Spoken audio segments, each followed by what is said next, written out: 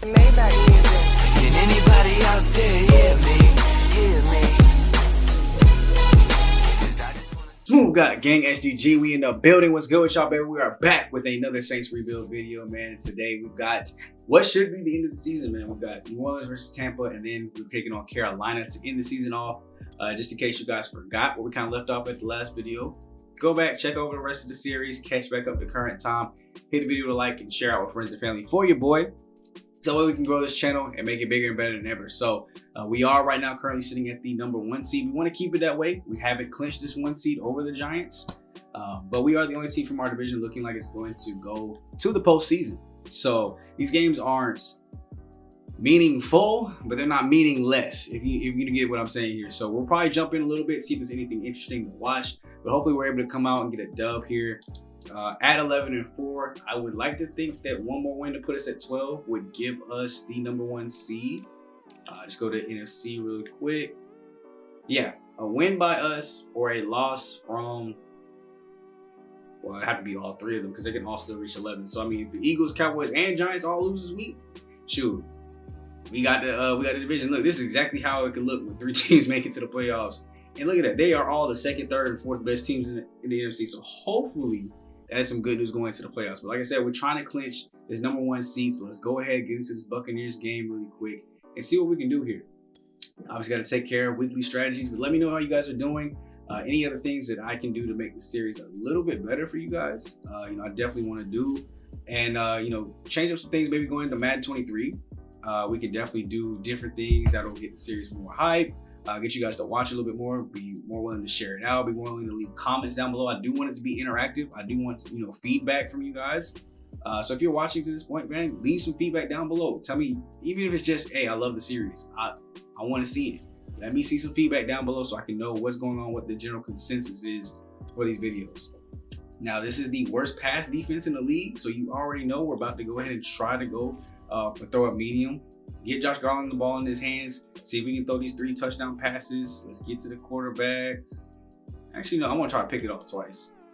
Let's go for 3 touchdowns. Why not? And then 15 first downs. So make sure we got no injuries heading into this game. But barring any injury concerns here, we should be able to go ahead and get straight into Tampa Bay. And hopefully we just in the press box the whole time because we're able to handle business.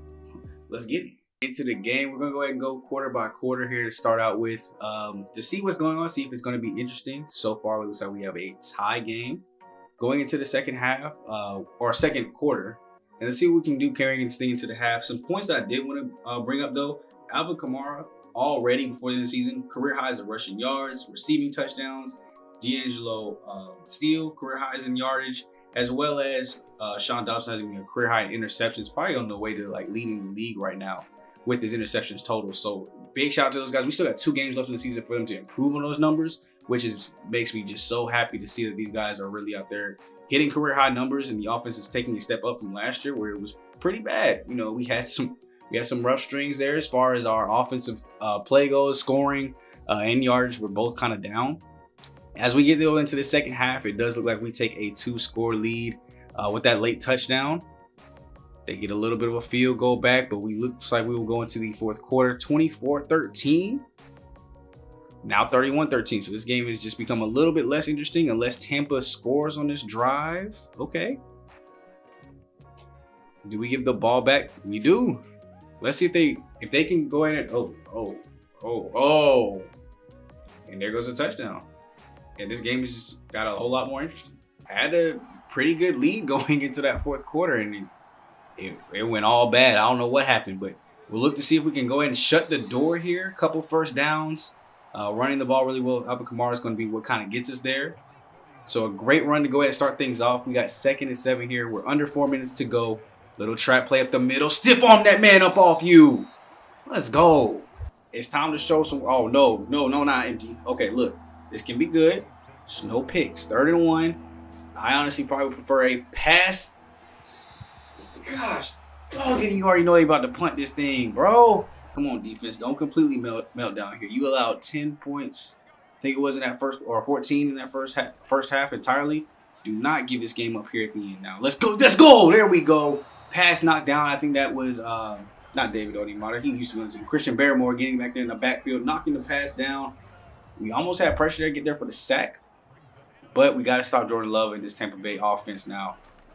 Our offense kind of choked here, so we need to show out on defense. And that's what superstars do, Dobson. 3rd and 7 here. Can we widen the gap just a little bit more? Let's go. Come on, get in the backfield. No, there we go, an interception. I can't see. Oh, that's Paulson Adebo out of the slot. He takes it for pick 6.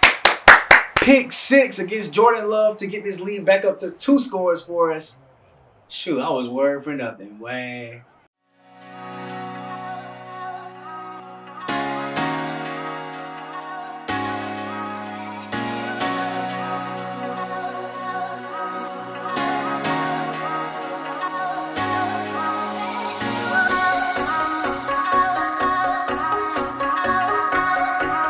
And a great dub here, man, 38-35. That should secure it. We have the #1 seed.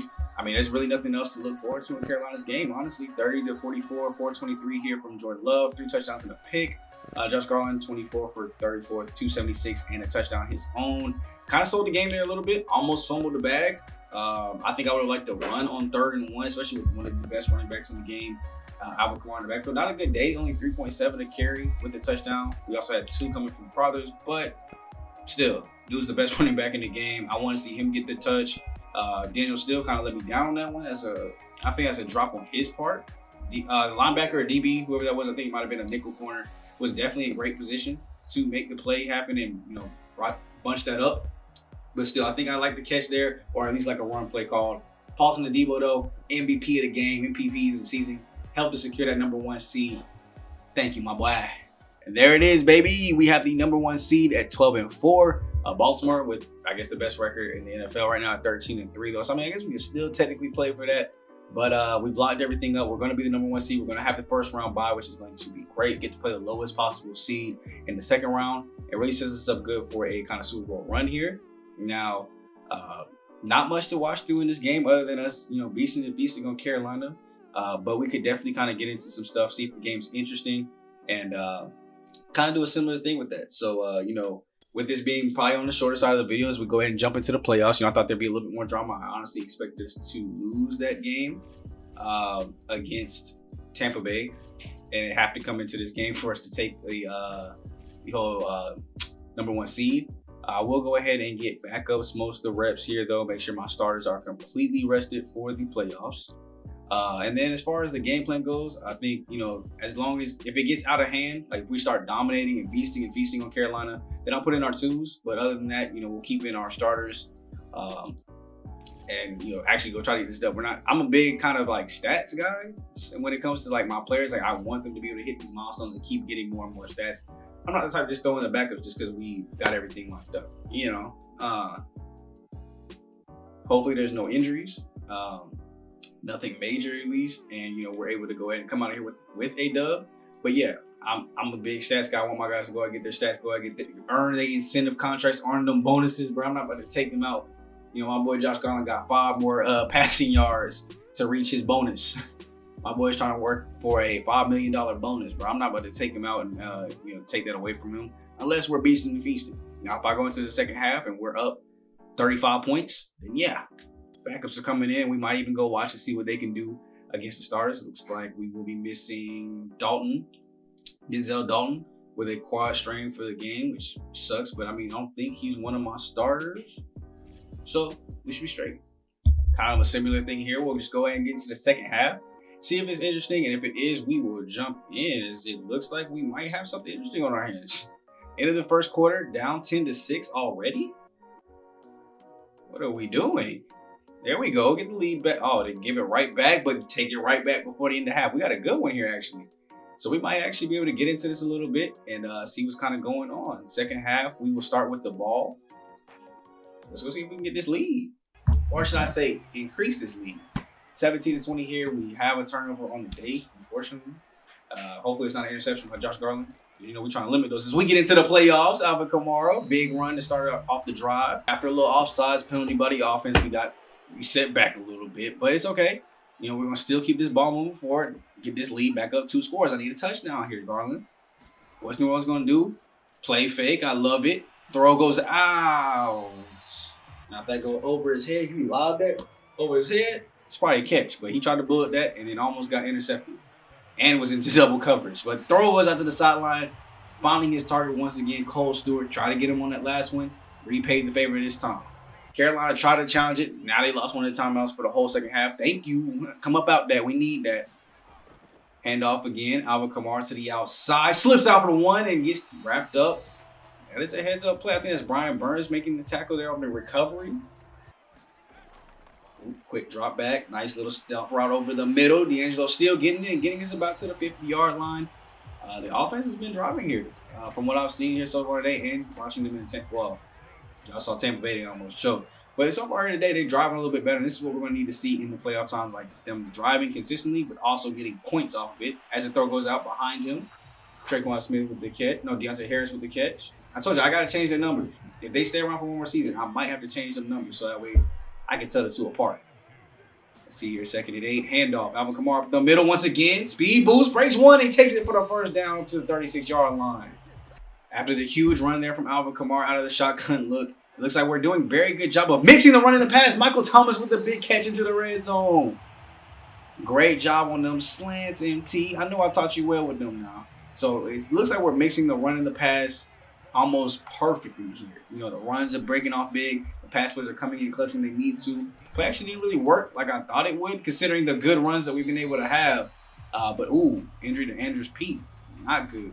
That'll bring in left guard, number 69 there, Trey Stewart, to go ahead and get some reps in. Don't want to get in that glitch where it kind of like makes us lose a loss of downs, basically, where it gives us a penalty for going in and try to switch him out. Hopefully he just stays in. That would be the better move. At least to me, just let Trey Stewart stay in, even if Andrews Pete can't come back. Drop back, throwing back corner of the end zone. Michael Thomas, it is a 2-score lead. That boy is goated.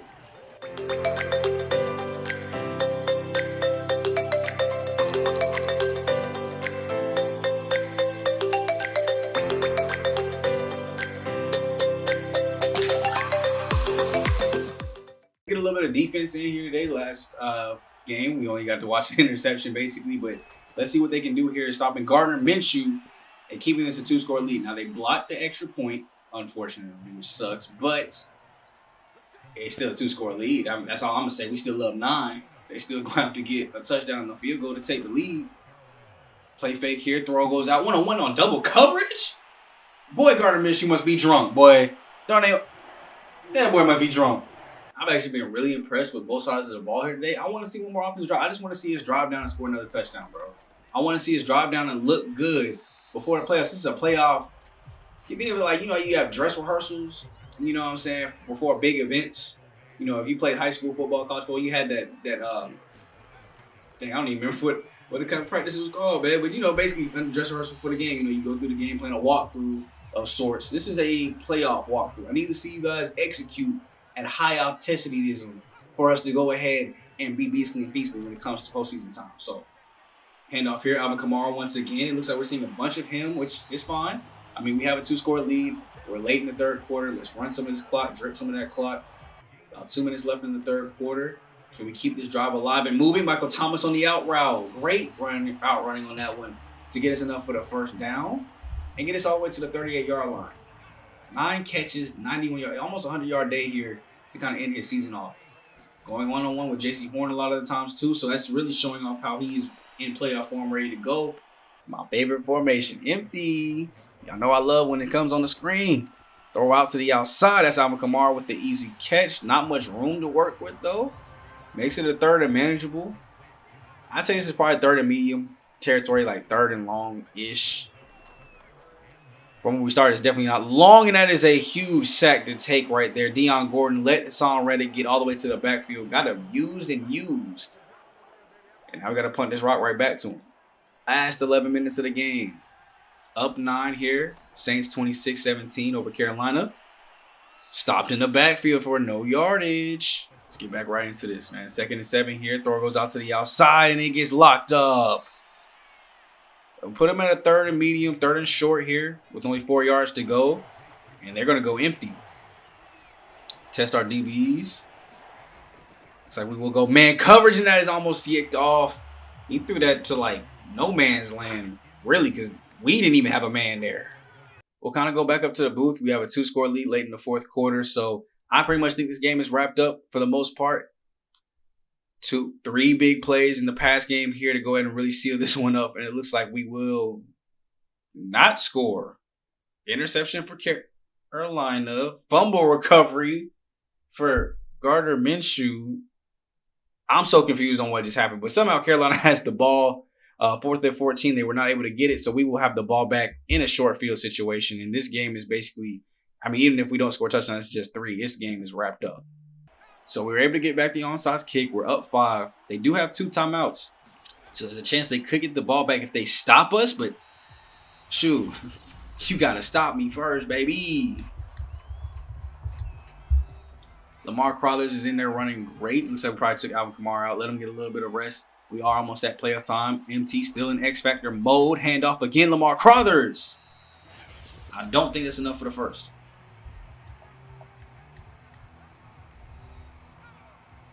Oh, here we go. 30 inches. Heavy set here. We need inches here, Crothers. Oh, we're going with the QB draw. Okay, Josh Garland, turn me up, dude.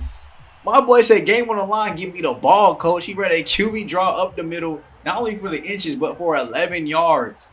That'll by far do the game, bro. We can go ahead and knead it out. We'll go ahead and check out the end of the season stats. I think we'll probably wait to do the awards, so maybe like right before the Super Bowl, because I don't think they come out like officially yet. So we'll check out the yearly awards when they pop up.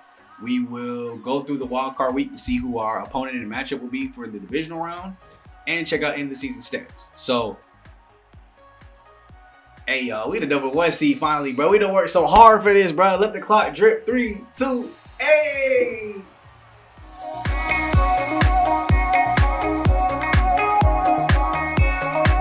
And that's how you put a stamp on the end of the season, baby. A great team win there, 29-24. Josh Garland, the hero of the game, 325, 2 picks, unfortunately, but was able to go and get a touchdown and the key first down run there at the end of the game for 11 yards when we only needed inches.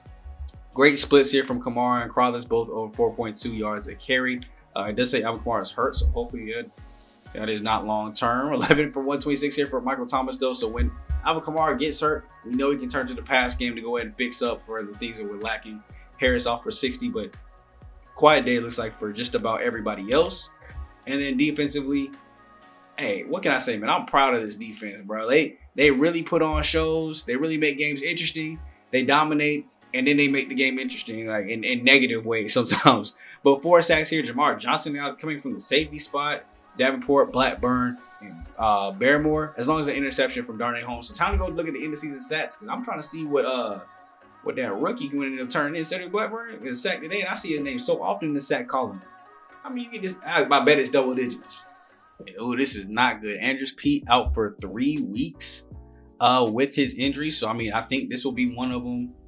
So, he'll probably just miss the first round of the playoffs, the divisional round, which I'll go ahead and just test out, because Cam Maddox actually is a very, technically, like rating-wise, is a better guard than he was right tackle. So, I might go ahead and let him start over there depending on the overall gap and things like that. I want to put us in the best possible position to make sure that we are actually, advancing to the next round. We don't want to be getting a whole bunch of sacks from that position. So the final look at the playoff bracket, who made it, who didn't.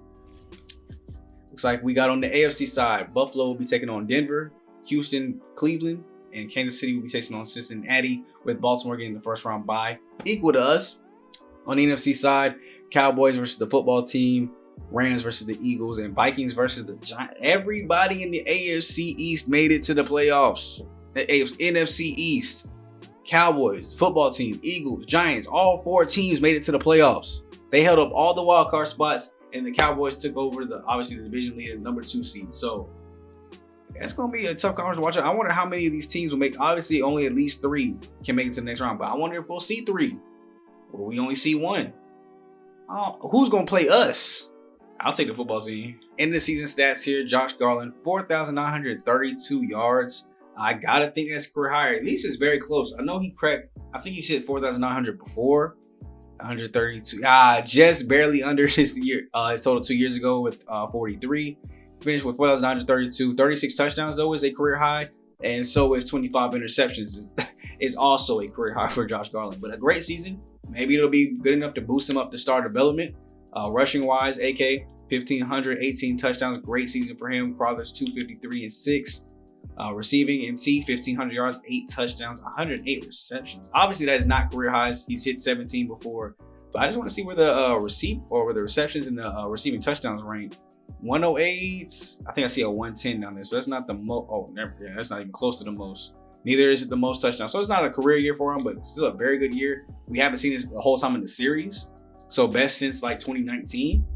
And then D'Angelo still right behind him, 896 and 6 touchdowns. Kamara actually receiving out of the backfield. So over 2,000 all purpose with 7 more touchdowns to add there. Deontay Harris, great year, 7 touchdowns. We missed Cole Stewart for the first 3 or 4 games. So I can't really be mad at that production, but still, I mean, 32.5 per game that he did play is relatively low. So need to find ways to get him more involved so that way he can become the top tier talent to take over Michael Thomas possibly in the future. Or I need to look elsewhere for that. Now, if we go over to defense, Sean Dobson, beast. He had 85 solo tackles, which is more than everybody else's total. He had more solo than everybody on the team total. That counts assisted tackles. That boy was an animal. He was all over the field. 7 interceptions, got to be up there near the league leaders. 9 sacks here for rookie Cedric Blackburn. So that boy was a beast and an animal. Glad we were able to pick him up with the first pick. Reggie Hope falling behind with 8, 6.5 for Marcus Davenport. We're not missing or lacking anywhere when it comes to pass rush. INT 7 for Dobson, 4 for D. I don't know why I'm messing up everyone's name. Debo, Holmes, and Lattimore. So our 3 starting corners both each picked up 4 for themselves, and we had 7 from Sean Dobson in the middle of the field. I gotta see, that's gotta be a league leader. I'm gonna go ahead and check my conference first just to double check. Yup, 5 over there. He is the league leader in interceptions. Now the sack leader, we already know it's probably somebody with like 20 of them things. Brian Burns with 17.5. Khalil Mack with 19. So we knew we weren't, going to lead anywhere in those departments, but receiving yards for the season, NFL wise, because that should at least be fixed. Michael Thomas, your receiving yards leader, your receptions, second place winner, and 8 touchdowns. Pretty good year there. Elijah Moore with the Steelers. He had 1,400 yards, 10 touchdowns. Robert Woods, a pretty good year. DK Metcalf. And plethora of receivers all getting over 1,000 yards. You see some former number 1 overall picks. Kentrell Rudd with the Lions getting over 1,200. You see people shuffling around to different teams. But this is a huge list of receivers that were able to get 1,000. You see De'Ami Brown now in the Eagles. This is a huge list of receivers that received 1,000 yards. And some, really, really close. Like 1 reception away. Rushing yards, though, you see Alvin Kamara finished 4th on the season. He did end the game hurt. Otherwise, he would have at least probably passed Josh Jacobs. I don't know if he would have been top 2, but he would at least pass Josh Jacobs and be number 3. 18 touchdowns is pretty high. You see Saquon, Nick Chubb on the top as always. And some of the other running backs over 1,000. Is there anybody that's been drafted in the series that is good enough to be up here now? Javonte Williams, Gibson. Nope. What's the highest person that's been drafted in the series? There you go. No, not agent. Terrell Rainey for the Steelers, about 7'13". Okay, so he's probably not a starter with 175 reps, 175 rushing yards. Yeah, because they definitely still got Najee. So probably running back by committee, had 3 more attempts than Najee. Just wasn't getting the yards that he needed. Now, I think I saw already that Josh Garland was not top 3 in passing yards, which hopefully doesn't hurt him for getting that star development. Joe Taylor in the same draft class, now the starting quarterback for the Steelers. Overtook him, 5,052. You got Josh Allen, Patrick Mahomes, as always. That's good, though, to see somebody else that came out of the draft class putting up similar numbers, showing that he can be competitive, maybe a little bit of a rivalry there. Should we have taken Joe Taylor or Josh Garland? Who knows? Interception numbers and touchdown numbers are basically pretty much the same. Better completion percentage, though, for Josh Garland, so I'll definitely take that. You can see how many people got over 4,500, which I feel like is a pretty good benchmark for quarterbacks. Joshua Church, also from that same draft class, starting quarterback for the Eagles. 4,500, 33 touchdowns and 11 picks. But I think overall, I'm happy with what the team was able to do. I think this team is very strong in terms of last year's team. Better offensively. You see we're 3rd there in yards and 5th best in defensive yards. I think the team is stronger than the team that just went to the Super Bowl last year. So I think we have a lot better chance. But we're going to have to see if we put it together and last long enough to make it to that playoff round. Now you can see there some of our other rankings in terms of points per game, passing yards, both offensive rushing and defensive rushing, offensive passing, defensive passing. We have our clear-cut weaknesses, but we also know that we can play at a high level and overcome them weaknesses with ease. So let's go ahead and get to the next week and see who our division opponent is. And I called it. I said Washington wouldn't be too bad. And we see upsets really across the whole league. Is only, and this is rating, ranking wise, four of the 6 games were upsets. You see over there that the Broncos upset the Bills 44-28. Cleveland upset Houston 31-14. Football team upset Dallas 34-14. And the Eagles upset the Rams 24-18. So we got 2 of the 4 NFC East teams making it to the next round. And on the other side, you got 2 AFC North teams as well making it, as the Chiefs were able to beat Cincinnati 38-17. Now you got Baltimore and Denver versus KC, and then Cleveland. You've got us being the very last game of the day, so we'll get to see who all out of these 3 games make it to the championship round 2. But we'll have us versus football team, Minnesota versus Philadelphia, as the Vikings were able to take care of the Giants 31-24. Let's go look at the box score so we can kind of see what this team does good and where they're kind of strong at. You see 221 here and 4 touchdowns for Cam, new starter with the Washington football team. I wish I could get some kind of update, man. Let them actually be the Commanders in the game since that name changes come out. Do a simple patch, bro. I don't feel like that should be that hard. Dak Prescott didn't have the best of games here, but it looks like in terms of completions, 6 yards per attempt, probably defend the short pass unless they took off 24 for 98. Not all too worried about the run game. 1 touchdown there for Antonio Gibson. Zeke 8. They just didn't feed him the ball enough to let him eat some more. But we got to watch out for Curtis Samuel, Dawson Knox, Flores, Terry McLaurin, Nick Boone, 2-year man out of Michigan, 4 for 36. They're not too scared of him. So if we can match up McLaurin, Lattimore, Lott, Samuel, Samuel with, not a Debo, but Samuel with Holmes should be locked. And then Knox will just have to work between Marcus Williams, CJ Gardner-Johnson, and Paulson Debo possibly if he steps out. But Paulson Debo will probably be mostly on Nick Boone, so that should be easy straps, easy locks. Defensively, I mean, they didn't really give up anything too good here. Like passing-wise, I think they definitely locked up Dak Prescott. Rushing the ball-wise, you see 5.7 there from Zeke. Alvin Kamara about to eat. Boy, we about to go run inside, defend short pass, and hopefully be able to come out of that with a dub. So if y'all are ready for that series, man, give the video a like, share it out, comment down below what you guys think. What are things that I can do to make the series better? Of course, I want that feedback. Ahmad Bowman, looks like he's returning from injury. I didn't even know he was hurt. My G must have got hurt like in the bye week practice or something. When did you get hurt? Like for real, when did he get hurt? And then let's go look at left guard too. I want to check that real quick before we get into the game. It does look like, yeah, look at that. 83 overall. What is he at a right tackle spot? That's with no boost. 82 with a boost. So yeah, he's a better left guard than he is right tackle, but I'm going to let him go ahead and start this right here. Let me look at the ratings. Yeah, because look at that. 88 pass block, 90 pass block power, 81 finesse. Now the run blocking is where things get questionable. Way lower on that. But 81, 76. Better on like the intangible side of it, but not good at the run blocking itself. I don't know. Let me know what you guys think down below. For right now, I'll go Cam Maddox over Trey Stewart. But if you guys think that Trey Stewart is a better fit for that spot, let me know that down below. Give me that feedback down below, giving y'all something to answer. So go ahead and comment down below which one you guys think will be better, and we will make that adjustment if you guys feel like Trey Stewart should probably be starting over Cam Maddox for this game. But I feel like it's too important. I gotta go with the ratings, and I gotta let him go do this thing. So if you guys are ready for the next episode, man, go ahead and hit the video with a like, share, subscribe, and get lit. Head over, because I know this will go up first on Sean Too Smooth. Head over to SmooveGotGame. Watch up on those gaming videos and get ready for it to come out over there. If you are watching this on SmooveGotGame, because you are a brand new subscriber to this channel, welcome to the channel. Keep watching, keep liking, keep subscribing. I got bigger things coming out for this. I'm not sure exactly what's going on the channel at the time when this is dropping, but just know I got bigger and better plans and Let's Plays that are coming, so stay on the lookout for those. Now, I'll get you guys in the next video, man. It's me, your boy, Sean Too Smooth, aka Black Okage, Black Avatar, King Leo, and SGG. Gang, we out the building, baby. I'll catch you guys in the next one, baby. I'm gone. Peace.